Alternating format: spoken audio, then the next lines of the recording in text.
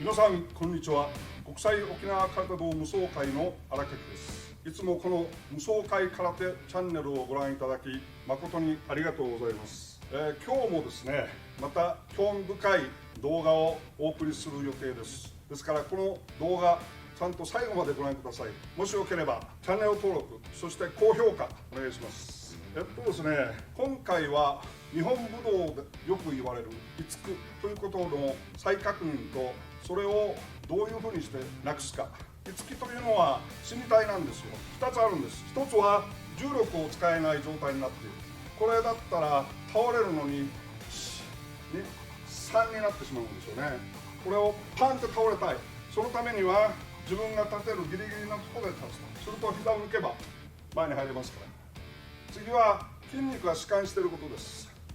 すなわち筋肉というのは収縮する、また進展することで人間は動いていくわけです。でも弛緩してしまうと、この通常相手は前にいますから前に倒れたいんです、我々は。そして前に力を出したいんです。でもこれが弛緩してしまうと、すなわちダラーってなっちゃうと前には倒れなくなるんです。エネルギーが自分の真下直下に行ってしまう。すると相手はここですから、自分がこうするとどうしてもあっちには行けなくなる。そのために筋肉を張る。張るというのは筋肉の運動、すなわち運動エネルギーを伸ばすことで、すなわちゴムのパチンコありますよね。こうやって引いているこの状態なんですよ。そしたらこれ離せばパチンといきますから、この状態を日本の武士たちは常に作っていたわけです。こうやってわかりますね。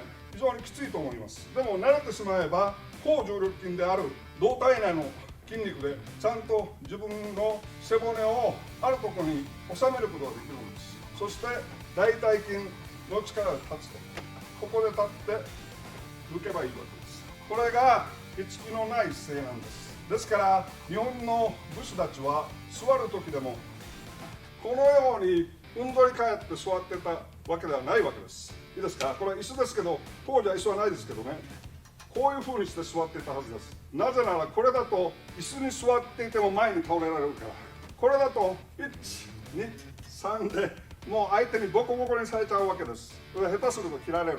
ですから彼らは必ずこのように姿勢を正しくして座っていたはずです。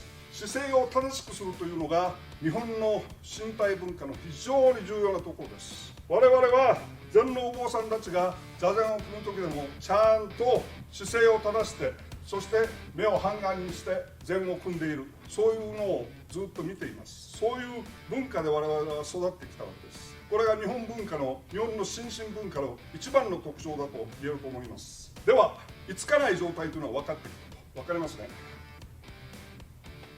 いつかないで歩く、地面を蹴らずに歩く、すなわちちゃんと立って膝を抜いて次の足が出る、これが歩くということです。これを次にちょっと展開してみましょう。このままでつく、膝を抜けと言ってますけど本当は抜かなくていいんです。どういうことかというと、ギリギリで立ってるとこの腕の重さだけで膝が抜けるんです。だから膝というのは抜かれるということが正しいと思います。別にこの状態で膝を抜かずともギリギリで立って剣を出せば膝というのは自然に抜けるんです。これをよく前から押されても後ろに行かない、後ろから押されても前に行かない、どっしり立つんだと、これが空手の突きだと思われている方がいらっしゃると思います。完全な間違いです。これはちょっと突きというのはこうなってこれになるんです。50、50、下手するとこっち側に行っちゃうんですよ。なぜか重力だけ使ってないから。完全についてしまってつくとこれにしかなりません。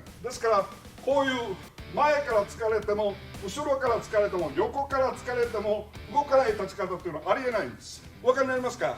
それはありえないんです。お相撲さんでもこうやっていきますね。その時に後ろから同体型の人間がパッてやれば前に倒れると思います。でも足腰の強い人間は前に行っても自分の姿勢を保持することができる。それは確かにあります。でもだからといってこうやってつけというのは完全な間違いです。力が放出されてないんですよ。筋肉のエネルギーだけで放出されてしまっている。重力なんか起こせない。起こしてもここにしか行かない。真下にしか前に行ってないんです。そういうものはありません。完全な間違いです。次にいつかないというのは非常にきついんですよ。なぜなら最初の一歩はどうにかなる。こうやって立つ、膝が抜ける、どうにかなった。でも次はどうするか。また膝を抜く、また膝が抜く、また膝を抜く。すると膝を抜く場所がなくなってくるわけです。一体どうするか。これが最大の疑問なんですよ、皆さんの。それでこれを間違った方法で習得した流派というのも存在するかもしれません。いいですか。我々はこうやって体がありますね。これを体とします。このまま重力に任せて転がり続けたいですよ。これがいつかない動きです。この無双界空手チャンネルでは空手の技術、歴史、そして型を皆さんに十分に分かっていただくように噛み砕いて、かつ詳細に説明するつもりです。もしよければこの動画高評価、そしてチャンネル登録、かつ国内で今非常に活動が活発になっている我々国際沖縄空手道無双会の会員入門をお願いします。日本剣術では丸星、丸橋というイデオン、タミノロジーがあります。どういうことかというと、転がる石ですね。または丸太が坂を転がる、または石が、巨大な石が坂を転がっていく。すると転がるほどエネルギーが増していくわけです。そのうち英語で言うスノーボールエフェクト。小さな雪の玉を坂から転げさせるとどんどん周りの雪をかき集めていって、最後は巨大な雪の玉になると。スノーボールエフェクトです。そのスノーボールエフェクトを我々は得たいわけです。しかし膝ばっかり抜いていくとこればっかりになっちゃって、最後は行くとこがなくなるわけですよ。そのために通常の歩行ではなく、人間の自然の歩き方とは違う正歩行、これは日本の現代の剣道、市内競技ですねで行うすり足がそれです。これは自分が膝を抜いて入っていった、その後にその姿勢を保つだけにこれが入っていったんだと思います。しかし人間ってそうやって歩かないんですよ。次はこの体を固めてこういうふうに歩いていく。これは体を圧縮するという意味では正しいです。なぜならこれは今回は説明しませんけど、無双界の会員はチーターの走り方、すなわち四つ足動物で一番速いと言われているチーターの走り方で私が一時説明したことなんです。すなわち人間というのは体を圧縮してつくとすると威力は増すというか、反動にも強いし、全てはトルクなんですけど、そこはまた割愛します。今回はトルクをかけて入っていく、それが欲しいんです。でもこれだとこういう風になっちゃうわけです。だって体を進展させないから、トルクをかけたまま相手に入っていきたいからこうなってしまう。こういう風なもんではでも見せるため、1回だけ見せるため、一つの突きを見せるためにはいいですけど、実際の戦いでは絶対使えない。原理原則では正しいけど、ですからそれをやるために正方向にしてしまう。わかりますね。正方向ですと進展がないから、この圧縮した体を保ったまま相手に入っていけるんです。でもそういうふうには人間は動かない。人間は左右の足を交互に出して重力落下で動くわけです。それを作為的に変えようとしても絶対に自然に動いている人間には相手には勝てないんです。ならば相手に勝てない方法は自分を学んでいるのか。そんなことはあるわけないんですよ。自分は自然と同じ方法、また一番直立日本足歩行をする人間が一番自然な方法で練習するから、修行するから相手に勝てるんです。それを人工的あるいは作為を入れてやってしまうと、自然に学んだ人間には絶対勝てない。同じ才能があり同じ努力をした場合、自然に沿った動きには絶対勝てなくなるんです。ではどうしたか。沖縄空手は歩み足だと言います。歩むんだと、歩んで全てをやっていくんだと。そうでなければ人工的であり作為的であるがゆえに相手に不覚を取ってしまう、そういうことなんですよ。でも歩むと人間って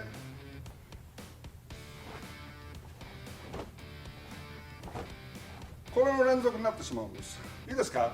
進展というのは収縮した後の進展ですね。収縮した後の進展、この収縮と相手にエネルギーが入っていくわけです。でもその後の進展はいつきじゃないけど、思われるはずです。それは正しいんですよ。収縮した後、圧縮と言います。また私は密圧と言います。これの後もう一回使おうとしたら、あなたは進展してるんじゃないかと、それは好きになるんじゃないかと、相手から見たら正しいんですよ。ではどうすればいいか。2本足歩行をすればいいんです。これは私は歩いてないからこうなるんです。歩いてしまえばいいんです。歩くということは、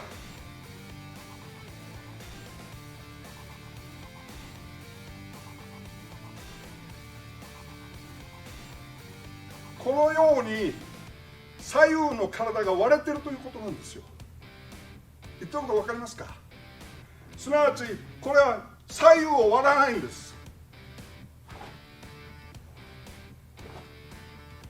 または割れないんです。割れない、すなわち動作として割れないということと、理論として人間の体というのは割れるんだということを理解してないから起こるんです。例えば骨盤にしてもこういう立ち方があります。これは正しいんです、ある意味。なぜなら人は歩くときにこうなりますから、骨盤がこれからこれに行くんです。すなわち前傾から後傾に入っていく。これは歩くということと全く一緒です。しかしこれだけで歩いてしまうと歩けないんですよ。進展がないから。しかし進展は相手にとっては好きであると、非常にアンビバレント、または矛盾してるわけですよ。どれをどうすればいいか、それを日本武道は歩行ということで解決したんです。そして沖縄空手というのは全て日本の古流剣術と同じように同歩行、歩み足なんですよ。そろそろお分かりになってきたと思います。すなわちここで圧縮すればいいわけです。これは右側圧縮します。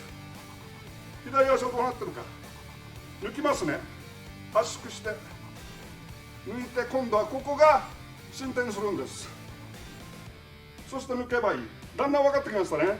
これをこのままでやろう。このままでやろうとするからダメなんです。一方は進展させ、一方は圧縮させればいいんです。それを交互に行う。それがいつかないということなんですよ。お分かりになりますか。これはもう現代の武道家、武術家、いつかないということの本当の意味、どうすればいつかないとなるか、それが理解できてなかったわけです。まあこれはお前一人理解できてなかったと言われているのはそれまでです。しかし我々はそれを理解してなかった。ですからこういうような立ち方で歩こうとした。こういうような立ち方で歩こうとした。そうではないんです。片方の足が収縮して落ちる、膝を抜く、するともう一方は進展してますね。わかりますね。ここは収縮してる、ここは進展してるんです。もう見えましたね。すなわちこれでまた落とせばいい。それとここがまた進展しますから、ここで落とせばいい。